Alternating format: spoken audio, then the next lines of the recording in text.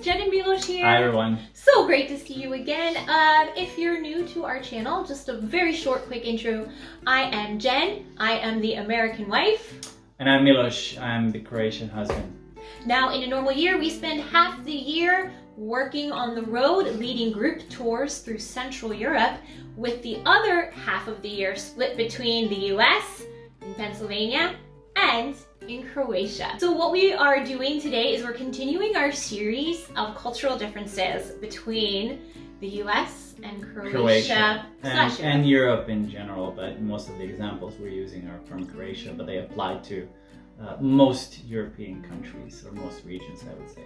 Just a reminder that we are making generalizations just for the purpose of giving these examples. Yes, and if we sound a bit more passionate about one thing or another, we're not saying that one example is better than the other. You know, I may like something better in Croatia than in US and vice versa, but we're not trying to say what's better or worse. We're just gonna give our take on the cultural differences and some of the things that we've noticed. In case you haven't seen our part 1, I was an exchange student, so I spent my whole 4th year of high school in the United States. Yeah, and you went to college in Florida. Yeah, and I also spent 4 years in Florida in college. So in today's segment... Probably don't remember half of it.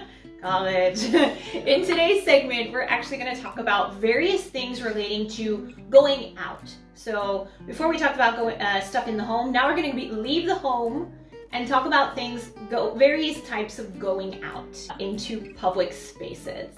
So I think Miloš wants to talk about something first because he really feels strongly about this one. So one of the major differences between Europe and the United States, although I will admit I have noticed in the past few years some of the places in Europe are doing it too, but again, overall, when you're going to a public toilet in Europe, again, for the most part, when you're going to a toilet, whether it's in a restaurant, doesn't matter where it is, McDonald's, any public space where you're using a toilet, the stalls are closed. Meaning if you enter and you close the door, that's it. It's you, yourself, and the 4 walls around it's like a little room. Right? You have your own privacy. There is no space, there's nothing cut off, you cannot see anyone else or hear anyone else for the most part.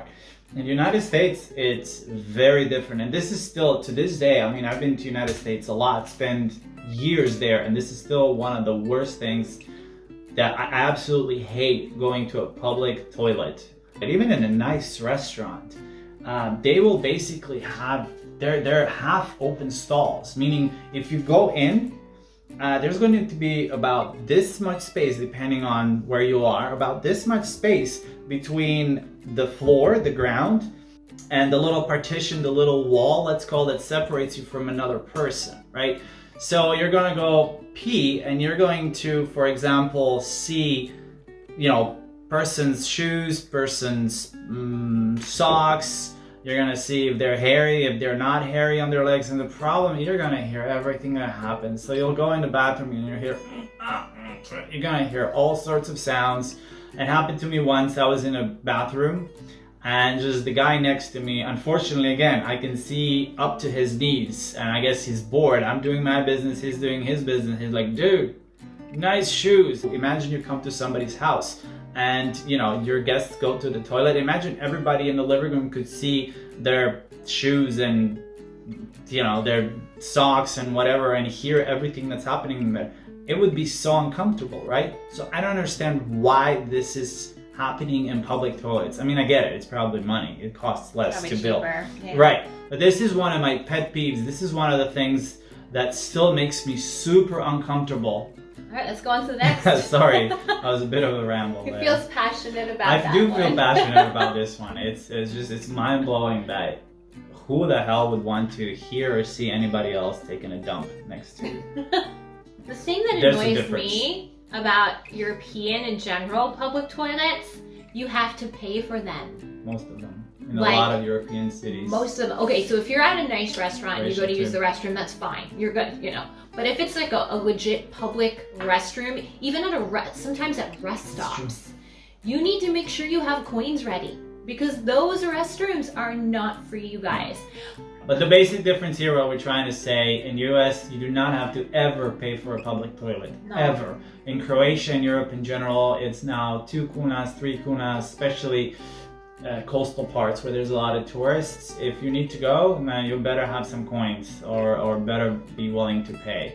I did mention that I had a huge culture shock going to the United States as an exchange student in Indiana, but there were some positive things as well. I won't go into negatives too much. This used to be one of my favorite things about the United States. When you go to the United States, you have free refills. What is that? What do I mean by that? You go to a bar, you go to a restaurant, you go to McDonald's, Burger King, doesn't matter, any fast food joint. If you order a Coke, you will get Coke, right? Whatever it is, if it's in a, well, there's no bottled Coke in the United States, but you will get your Coke, and that's it. If you want another, you're just going to pay for that one Coke.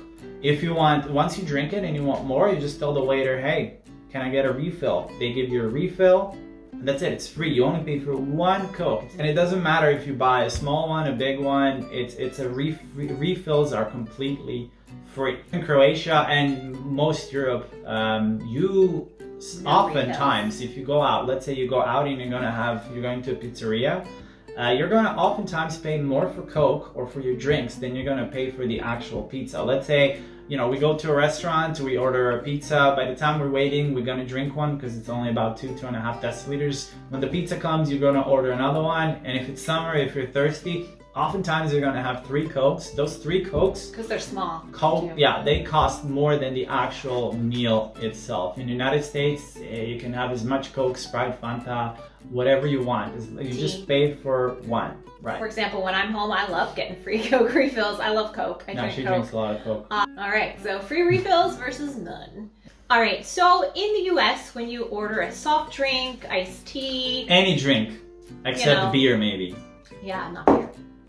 They're going to first, before they put the drink in, they're going to fill it all the way to the top with ice. Like it's completely full of ice, it's overflowing. And then what they do is... And then put the drink in. Put a little bit of Coke or Fanta or whatever the hell it is. Now granted, I know you're getting less Coke that way, but it's free refills anyway, so it doesn't matter. In Europe, this is the thing that you forget to ask for. Like when it's... Sometimes you'll ask for a Coke. And you're going to get it like this. If it's really hot outside, there's going to be usually 1 or 2 cubes of ice, and that's it. But generally, if you order a drink, you're gonna get your drink, which is out of the fridge. If it's, I don't know, mineral water, let's just use Coke again for an example, and that's it. In the US, your glass comes full of ice. It is so annoying to me. I can't stand it. And it's really hard to drink. You're trying to sip, and the ice is getting stuck in your teeth. Oh, I can't stand it. So that's a big difference. Here you're not going to get the ice. Yeah. And we realized, sorry to interrupt, we realized that this is a small thing, but it takes me about 2-3 weeks, sometimes even a month when I go to the United States. Whenever we go out to a restaurant or wherever, it takes me a while to get used to saying, can I have whatever? No ice, please. Well, this is a funny little thing that we wanted to mention, just a cultural difference. We get that pizza's from Italy, okay? So we know pizza started, I'm saying this as an American, pizza started in Europe, okay? However, in the US, you eat pizza with your hands. Not in Europe, no. Why would you eat it with hands? Their hands. Why I don't understand the point. You have a fork and a knife and you eat it with a fork and a knife just like anything else. People get really worked up about this because we were in New York City and we went to this little pizzeria, amazing pizza, kind of near the Port Authority. Good pizza. And Miloš starts eating his pizza with a fork and knife. Not just that. When they brought me pizza, I went to the person, waiter, whatever, whoever, and I asked, "Can I have a fork and a knife?" Like, are you kidding me? And then first they looked me weird, and then they give you a fork and a knife, and it's like freaking plastic, which is so annoying. When I'm trying to cut it, and the knife and fork are breaking, so then And this is like one of those like little places where it wasn't really a lot of seating; it was just some stand-up tables outside. Popular pizza place. Yeah, very busy. So, and then the dude at the next table looks over at Miloš. He's like, yo man, what do you doing using a fork and knife to eat your pizza? So you got totally called out. We had a little discussion, and that's how it's done. I needed to remind him that pizza does come from Europe, and we eat it with a fork and a knife. All right, so since we're kind of talking about going out, why don't we kind of compare, like going to the movies or going to a fast food place and getting that cup of Coke that you want to drink while you're there. So here, when I first ordered a small Coke at the movies, I was completely shocked. It was like... What she's trying to say, the size difference is huge. Huge. It's like the baby size at McDonald's in the US. That's a small Coke here.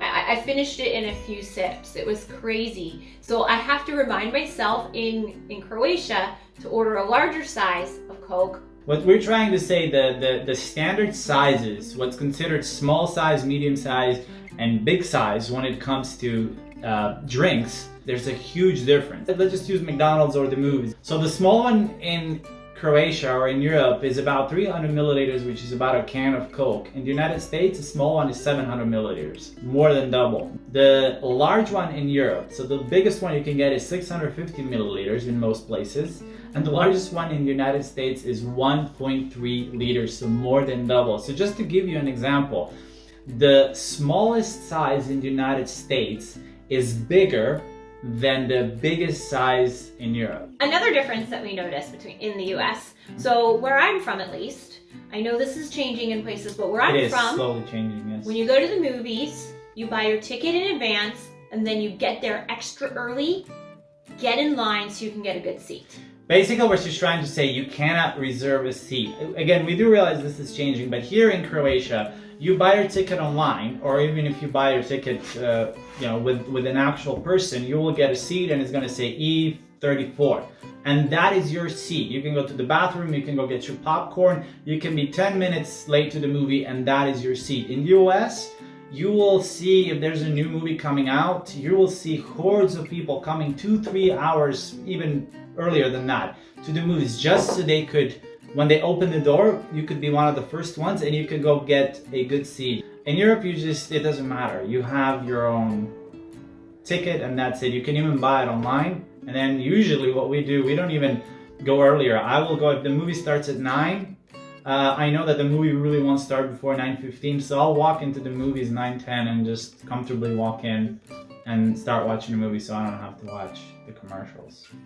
Now, here's a big difference, a big difference between the US and Europe. Tipping servers in the US. I've always been a good tipper, I just want to say that. Servers in the US make nothing. They don't make a living wage. So essentially, that tip that you're giving your server, that's what pays for their food, their rent. That's their income. In the United States, the restaurant industry is the only industry that's exempt from the minimum wage. Restaurants will be paying, I don't know, $2.50, $3 instead of $7.50, or depending on a state, it might be more. So it's standard in the US to tip between 15 and 20% when you go out to eat. When you go out to eat, you just budget for the tip. In Croatia, that is definitely not the case. I personally have always been leaving a tip. Just because I thought if I was doing that job, I would love if somebody did it for me. But I will admit, a lot of the people don't tip, or they're going to tip very little, and it's definitely not something that waiters can survive on. However, waiters here are paid a regular salary, at least in what the Croatian standard is. Whether it's enough or not, that's a different discussion. But it's considered a livable wage. Correct. But in the US, most of their income comes from the tips, and what we're trying to say, everybody tips in the United States. It's in the culture to tip your servers, whether it's bar or restaurant. Yeah. Everybody tips. In Croatia, definitely not so much. All right, so we don't want this video to get too long. We're going to split this going out video into two separate Part ones. 3 or 4, whichever one is going to be. So, please, if you have your own examples, just leave them in the comments below. Hit that like button, please, please, please. And if you haven't already, please subscribe to our channel. Thanks so much, you guys. See you in the next Stay tuned for the next one. one.